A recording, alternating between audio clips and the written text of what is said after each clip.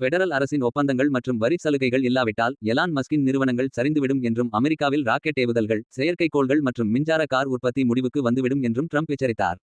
இது குறித்து டாஜ் துறை கவனிக்க வேண்டும் என்றும் விமர்சித்திருந்தார். இது எலான் மஸ்கை ஆத்திரப்படுத்தியது. உடனே அவர் பதிலடியாக, நான் நிறுத்த தான் சொல்கிறேன். அனைத்து மானியங்களையும் முழுமையாக நிறுத்துங்கள் என விமர்சித்திருந்தார்.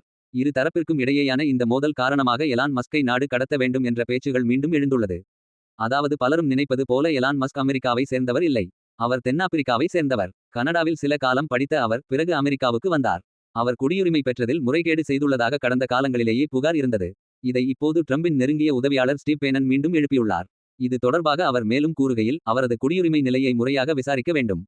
ஏனெனில் அவர் சட்டவிரோதமாக குடியேறியவர் என்று நான் நம்புகிறேன். எனவே அவரை உடனடியாக நாடு கடத்த வேண்டும் என்றார்.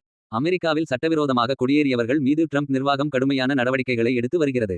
இந்த சூழலில் பேனனின் இந்த கருத்துகள் முக்கியமானதாக பார்க்கப்படுகிறது. மேலும் எலான் மஸ்கின் ராக்கெட் நிறுவனமான ஸ்பேஸ் எக்ஸை அரசு நிறுவனமாக மாற்ற வேண்டும் என்றும் பேனன் கூறியிருக்கிறார்.